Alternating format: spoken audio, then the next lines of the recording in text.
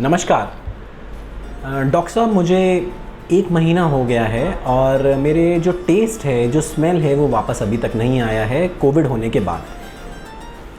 ये एक क्वेश्चन है जो बहुत कॉमनली हमारे पेशेंट्स हमसे पूछ रहे हैं और इनफैक्ट आज ही मेरे एक पेशेंट्स ने मुझसे पूछा, तो मैंने सोचा क्यों ना पोस्ट कोविड के ऊपर एक वीडियो बना दिया जाए जिसके बारे में हम आपको जानकारी देंगे कि पोस्ट कोविड होता क्या है और उसके अंदर किस किस तरह के सिम्टम्स हमारे पेशेंट्स को हो रहे हैं, जिसका कि इलाज संभव है और आपको नज़रअंदाज भी नहीं करना चाहिए। लेकिन ये जानकारी लेना बहुत ज़रूरी है कि पोस्ट कोविड में पेशेंट्स को क्या क्या सिम्टम्स आ रहे हैं। तो मैं आपका दोस्त डॉक्टर अंकुश स्वागत करता हूँ आपके अपने चैनल लंगसुख में। लंगसुख बिकॉज एवरी ब्रेथ मैटर्स। तो सबसे पहले हम जानते हैं कि पोस्ट कोविड होता क्या है।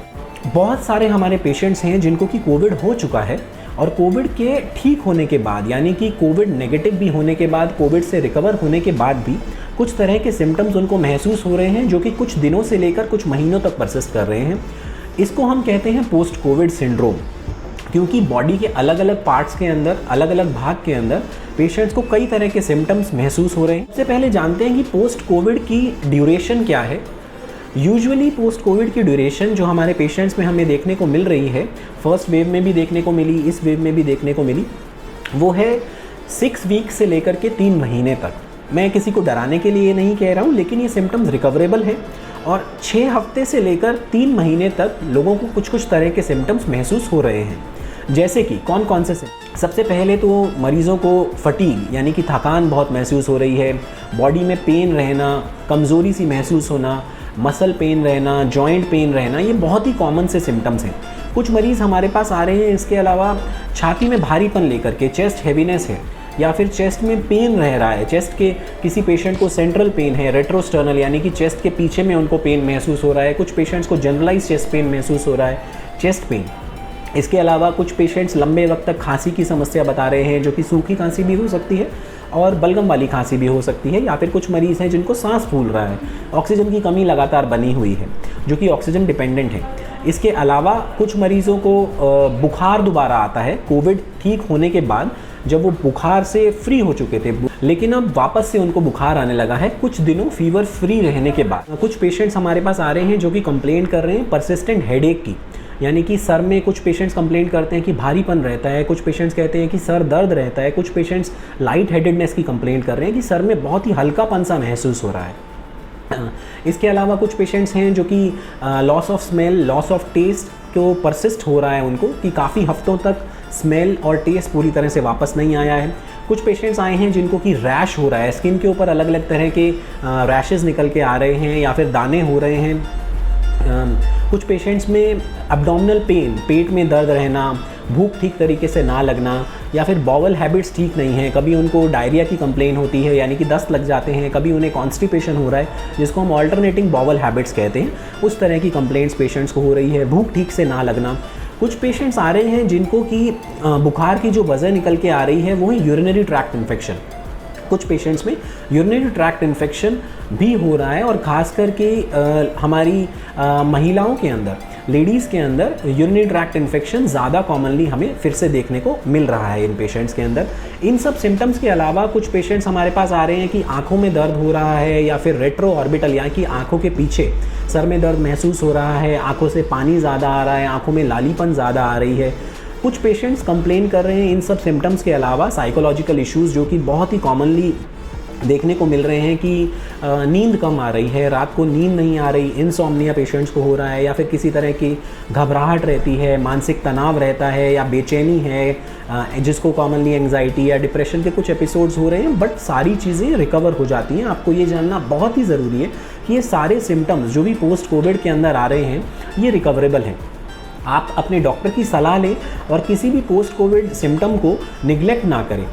इनमें से किसी भी सिम्टम को आप निगलेक्ट ना करें, अपने स्पेशलिस्ट की सलाह ज़रूर लें, क्योंकि ये सब सिम्टम कोई चेतावनी भी हो सकती हैं, किसी बड़ी और ख़तरे की तरफ भी इशारा कर सकते हैं।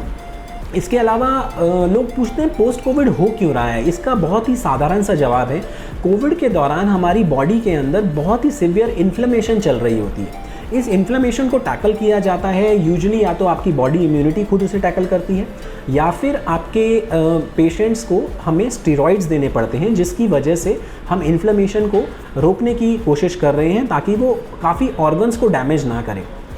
इसी की वजह से जब वो इन्फ्लेमेशन थोड़ी बहुत भी रेजिडुअल रह जाती है, वो अलग अलग तरह के पोस्ट कोविड सिम्टम्स प्रोड्यूस कर रही है। तो आप अपने स्पेशलिस्ट की सलाह इसके अंदर ज़रूर लें।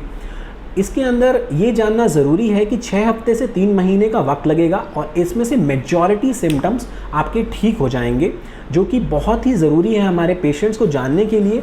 क्योंकि अगर आपको ये पता है कि ये सिम्टम्स मेरे ठीक हो जाएंगे, हल्की फुल्की कोई मेडिसिन लेने से, मैं स्पेशलिस्ट से कंसल्ट करूँगा या करूँगी, तो मेरे जो सिम्टम्स हैं वो ग्रेजुअली विद थोड़ी बहुत मेडिसिन के साथ कुछ आने वाले दिनों के अंदर ठीक हो जाएंगे, तो पेशेंट्स को ऑब्वियसली मानसिक तनाव बहुत कम होता है।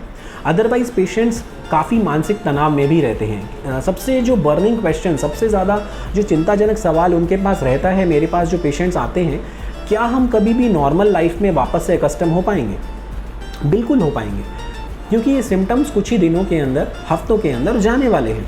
तो इसलिए आप किसी भी चीज़ के लिए रश ना करें। बहुत ही कॉमन सी मिस्टेक जिससे कि इन्फ्लेमेशन बढ़ जाती है, पोस्ट कोविड सिम्टम्स बढ़ जाते हैं जो पेशेंट्स कर रहे हैं, वो ये है कि बहुत जल्दी नॉर्मल लाइफ में अडेप्ट होना चाहते हैं। समझिए 14 दिन का फेज़ या 17 दिन का फेज़ कोविड का निकला, उसके बाद पेशेंट्स बहुत जल्दी normal day to day life में अडेप्ट होना चाहते हैं, जिसकी वजह से बॉडी के अंदर इन्फ्लेमेशन बढ़ने लगती है। जैसे समझिए सडनली बहुत ज़्यादा एक्सरसाइज करना स्टार्ट कर दिया, normal day to day activity सारी स्टार्ट करनी शुरू कर दी, सांस फूल रहा है फिर भी ज़बरदस्ती चलने की कोशिश कर रहे हैं, हल्का फुल्का बुखार आ रहा है फिर भी प्रॉपर रेस्ट नहीं ले रहे, इन सब चीज़ों से वो इन्फ्लेमेशन बढ़ जाती है, पोस्ट कोविड सिम्टम्स बढ़ जाते हैं। तो इन्फ्लेमेशन को रोकने के लिए आपको कुछ हफ्तों तक अपनी बॉडी को, अपने माइंड को प्रॉपर रेस्ट देने की ज़रूरत है। लिमिटेड एक्टिविटी करिए जितनी आपसे नॉर्मली करी जा रही है, बिना किसी थकान के, बिना सांस फूलने के। साथ में अगर किसी को सांस की कोई शिकायत हो रही है, ऑक्सीजन की कमी हो रही है, तो अपने पल्मोलॉजिस्ट से, अपने चेस्ट स्पेशलिस्ट से ज़रूर कंसल्ट करें साथ में, ताकि आप वो जान सकें कि आपके पोस्ट कोविड लंग्स के ऊपर कितना असर है। साथ में हमने एक वीडियो शेयर किया हुआ है कि आपको लंग रिहैबिलिटेशन, पल्मोनरी रिहैबिलिटेशन घर पे कैसे करना है, जो कि 21 दिनों के बाद, आपके ठीक होने के 21 दिनों के बाद आप घर पे बहुत कारगर तरीके से कर सकते हैं। एक और कॉमन सी समस्या जो कोविड वाले पेशेंट्स हमारे पास लेकर के आते हैं, वो होते हैं कि ब्लड प्रेशर और शुगर ठीक तरह से कंट्रोल में नहीं आ रहा है। तो यह भी जानना ज़रूरी है कि अनकंट्रोल्ड शुगर और अनकंट्रोल्ड ब्लड प्रेशर ये भी कोविड का ही पार्ट है। पोस्ट कोविड के अंदर पेशेंट्स के शुगर लेवल्स भी फ्लक्चुएट कर रहे हैं और साथ में पेशेंट्स का ब्लड प्रेशर भी फ्लक्चुएट कर रहा है। तो इसके लिए भी मैं बताना चाहूँगा कि शुगर लेवल्स और ब्लड प्रेशर वो आपके प्री कोविड यानी कि कोविड होने से पहले के जो लेवल्स थे उसी पे सामान्य रूप में आ जाएगा बहुत ही जल्दी। जैसा हमने कहा कि 6 वीक्स टू 3 मंथ्स का उसके अंदर टाइम लग रहा है। तो अपनी बॉडी को प्रॉपर रेस्ट दीजिए, अपने स्पेशलिस्ट की कंसल्टेशन करिए और ये पोस्ट कोविड बहुत ही जल्दी ठीक हो जाएगा। कुछ लोग हमसे पूछ रहे हैं कि पोस्ट कोविड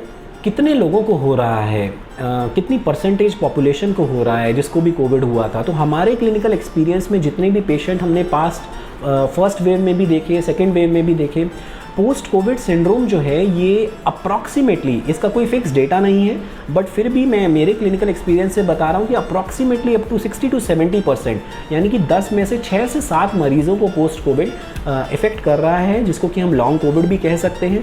कुछ पेशेंट्स इससे जल्दी रिकवर कर रहे हैं, कुछ पेशेंट्स को इससे वक्त लग रहा है। इससे रिकवर करने के लिए रिहैबिलिटेशन बहुत ज़रूरी है पेशेंट्स का, लाइफस्टाइल मॉडिफिकेशन और लाइफस्टाइल रिहैबिलिटेशन बहुत ही ज़रूरी है। अगर कोई बहुत ज़्यादा सिग्निफिकेंटली सीवियर सिम्टम्स नहीं है, जिसमें सांस बहुत ज़्यादा नहीं अगर आपको फूल रहा है और अगर आपको ऑक्सीजन लेवल नो नहीं है, 94% से नीचे नहीं जा रहा है, तो मेरी सलाह रहती है कि पेशेंट्स को रिकवर होने के बाद यानी कि 21 डेज़ 21 दिन बीत जाने के बाद उन्हें हल्का फुल्का रिहैबिलिटेशन, हल्की फुल्की वॉक के लिए जाना, थोड़ी सी ब्रीदिंग एक्सरसाइजेस करना, हल्का फुल्का योगा स्टार्ट कर देना, ये सब चीज़ें उनको नॉर्मल लाइफ में रिहैबिलिटेट करने में आने वाले 6 हफ्ते से 3 महीने के अंदर बहुत ज़्यादा हेल्पफुल साबित होती हैं। और साथ में अपने स्पेशलिस्ट की कंसल्टेशन ज़रूरी। आज की वीडियो के लिए इतना ही। Thank you so much for watching the videos and thank you so much for supporting us, liking the content which we are sharing with you. If you have any questions, अगर कोई भी question आपके पास है, कोई भी सवाल आप हमसे पूछना चाहते हैं, तो प्लीज़ कमेंट्स में टाइप करिए और हम कोशिश करेंगे कि आपको उसका रिप्लाई जल्द से जल्द दें। थैंक यू सो मच मैं डॉक्टर अंकुश इजाज़त चाहूँगा आज के लिए। चैनल को सब्सक्राइब ज़रूर करें, वीडियो को लाइक करें, शेयर करें, ताकि ये वीडियो बहुत ज़्यादा लोगों की मदद कर पाए और हम सब इसमें साथ हैं और हम सब साथ मिलके इस बीमारी के ऊपर जल्दी ही जीत जाएंगे। Thank you so much.